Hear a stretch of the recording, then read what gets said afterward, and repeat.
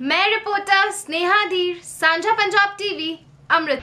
अपने 12 साल के गुजरात के शासन के दौरान नरेंद्र मोदी की मित्रता कुछ बड़े उद्योगपतियों के साथ थी, जबकि आडवाणी के साथ ये सुविधा नहीं थी।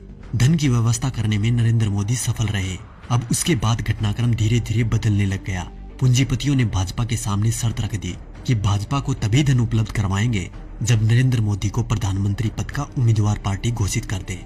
भाजपा को पूंजीपतियों के दबाव के आगे झुकना पड़ा और नरेंद्र मोदी को प्रधानमंत्री पद का उम्मीदवार बनाना पड़ा। आडवाणी नाराज होकर कोप भवन में बैठ गए। उसके बाद धीरे धीरे घटनाक्रम बदला। लोकसभा चुनाव प्रचार के दौरान मुकेश अंबानी ने देश में 22 चैनल खरीद लिए। इन चैनल को ये निर्देश था कि वो दिन रात मोदी का प्रचार करे, उनकी रैलियों के भाषण लाइव टेलीकास्ट करे और समस्त विपक्षी नेता यानी आज के विपक्षी नेताओं पर तंज कसने के लिए कहा गया। मायावती, अखिलेश, केजरीवाल, राहुल गांधी, सोनिया गांधी, लालू समेत तमाम नेताओं पर तंज कसने के लिए कहा गया। मीडिया ने यह काम बखूबी किया भी। तकरीबन 600 वेबसाइटों को मुकेश अंबानी ने खरीद लिया। नरेंद्र मोदी ने 400 रैलियां की थी। इन रैलियों का खर्चा अपने 67 पूंजीपति मित्रों के द्वारा उठाया गया। नरेंद्र मोदी को चुनाव प्रचार करने के लिए एक हेलीकॉप्टर दिया गया था। ये हेलीकॉप्टर चुनाव प्रचार के लिए अडानी ने दिया था। जैसे ही परिस्थितियां थोड़ी बदली, देश के प्रधानमंत्री मोदी जी बन गए। अरे मित्रों, मैं तो पीएम बन गया। पीएम बन के कैसा तन गया। ये विक्ट्री मेरी देखो, ये हिस्ट्री मेरी देखो, जैसे मॉडल मेरे गुजरात का। उसके बाद सिलसिला हुआ कर्ज उतारने का। तो सुनिए क्या क्या हुआ।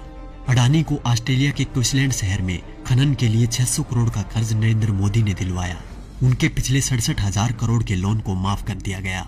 मुकेश अंबानी को फ्री में 4G स्पेक्ट्रम दिए गए।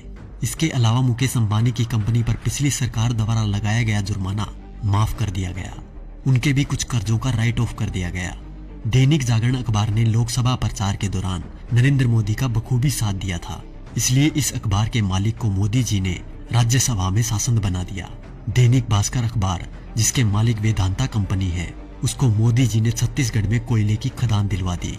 जी न्यूज, जिसने दिन रात नरेंद्र मोदी का प्रचार किया और आज भी कर रहा है, उसके मालिक सुभाष चंद्रा को भाजपा ने राज्यसभा सांसद बना दिया।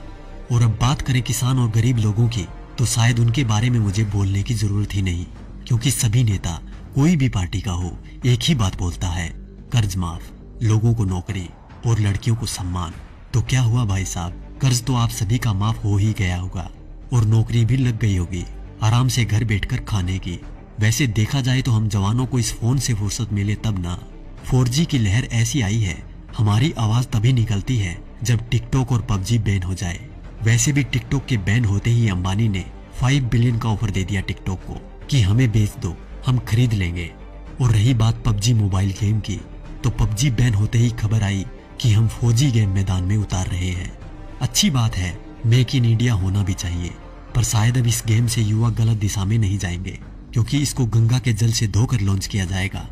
तो देखा दोस्तों, ये थी खबर। बाकी जो मीडिया दिन रात आपको दिखाता है वो तो सिर्फ उसका प्रचार है। साथियों, ये खबर हर फोन में होनी चाहिए, जिससे कि बीजेपी की इस करतूत का सबको